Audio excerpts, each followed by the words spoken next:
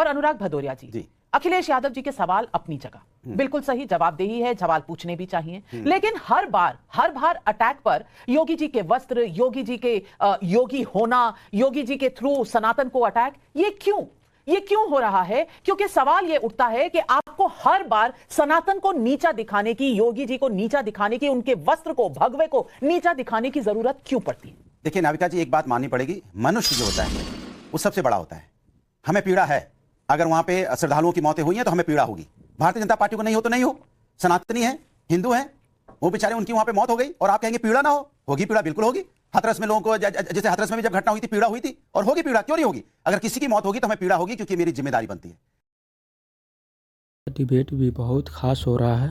सुधांशु त्रिवेदी और अनुराग भदौरिया दोनों के बीच में गजब की टक्कर चल रही है दिल्ली उपचुनाव पर।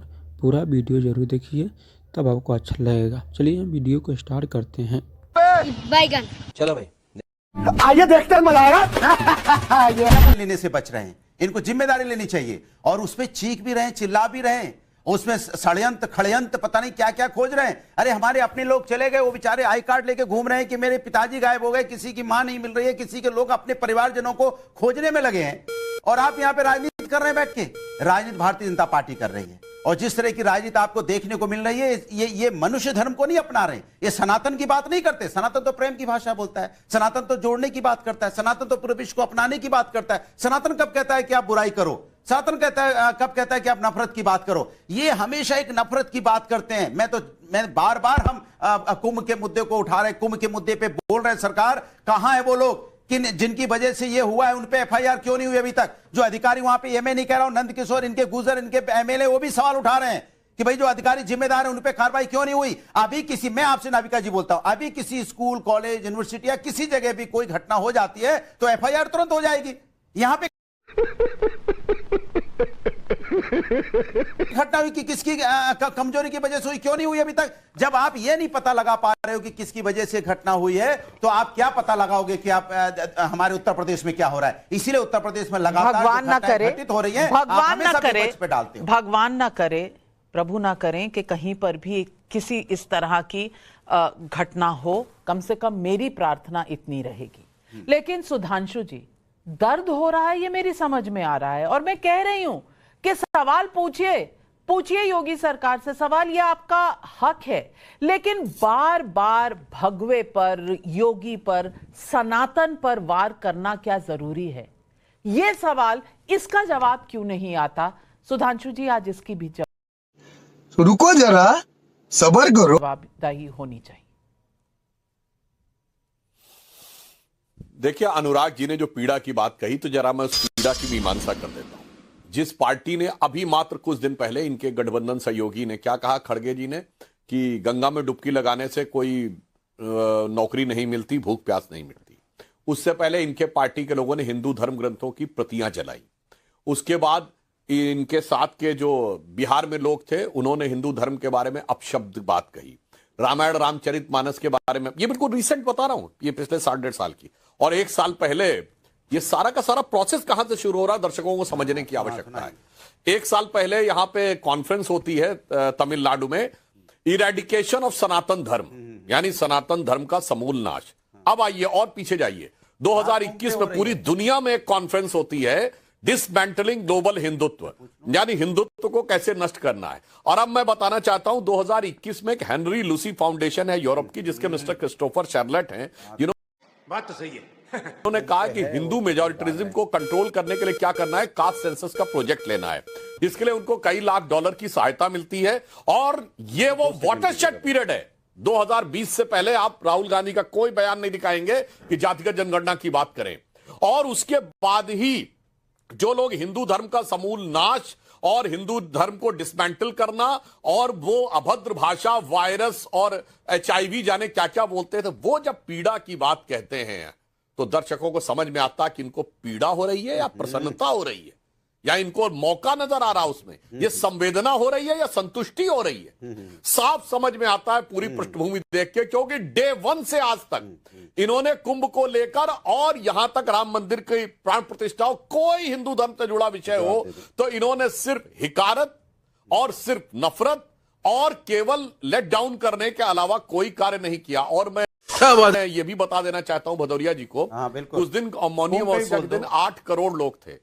ये ह्यूमन हिस्ट्री की डॉक्यूमेंटेड हिस्ट्री में from Abraham Isaac to Moses and Mesopotamia, जरा एक कोई जगह बता दीजिएगा जब 8 करोड़ लोग एक जगह पे हों।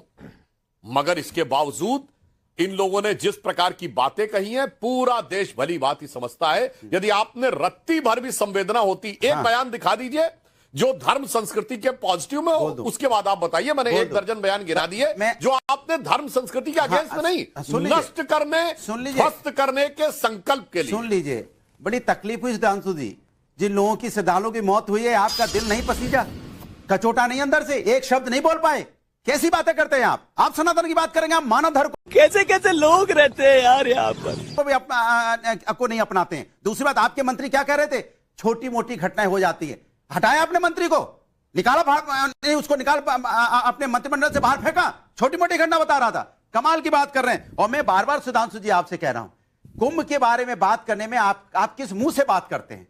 आप जो श्रद्धालुओं की मौत हुई, आप कह रहे हो 8 करोड़ लोग तो आपने गिन लिए, बट जिन लोगों की वहां पे मौतें हुई हैं, कितने लोगों की मौतें हुई, उसको आंकड़ा देने में आपको कितने घंटे लग जाते हैं, ये बताइए मुझे। मैं आपसे पूछना चाहता हूं, 8 करोड़ लोग तो आप गिन लेते हो, क्या सिस्टम है जिससे आप गिन लेते हो? लेकिन जो लोगों की मौत हुई, जो हमारे आपके बीच में चले गए श्रद्धालु, उनके बारे में बताने में आपकी जीभ कपने लगती है, उनके बारे में बताने के लिए आपको घंटों लग जाते हैं। कैसी बातें करते हैं आप? मानव धर्म को अपमानित करते हैं, धर्म के नाम पे सनातन को आप मानते नहीं है। सनातन मानते तो आप कम से कम श्रद्धालुओं की बात करते, आप श्रद्धालुओं के बारे में बोलना नहीं चाहते जिनकी मौत हुई है। जवाब सुन लीजिए सुधांशु जी।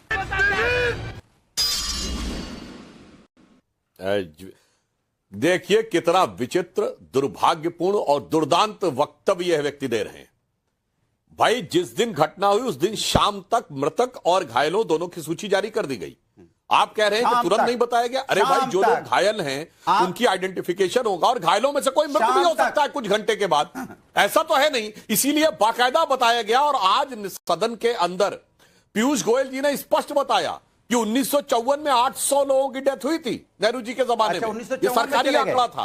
राजीव गांधी जी के जमाने में 200 लोगों की डेथ हुई थी और आपके जमाने में 42 लोगों की डेथ हुई थी। इसलिए मैं ये नहीं कह रहा हूं, मगर मैं कह रहा हूं, मैं आज की बात बता रहा हूं। आज की बताइए, मत करिए, कुंभ हजारों साल अरे आप 1954 में क्यों चले गए? आज मौत हुई है, मगर मैंने आपको बोलने को क्यों नहीं तैयार? बात तो सही है।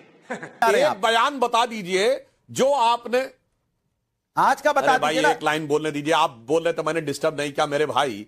जिन्होंने कार सेवकों की मौत का जश्न मनाया, जिन्होंने कहा कि मैंने 16 मरवा दिए थे, इससे ज्यादा मैं क्या कर सकता था, वो आकर जब पीड़ा की बात करते हैं तो साफ समझ में आ जाता है कि रावण की तरह कोई राक्षस साधु का वेश बनाकर आकर भरमाने का प्रयास कर रहा है। अपने बारे में कह रहे हैं, अपने बारे में कह रहे हैं। बधाई आपको, अनुराग भदौरिया जी,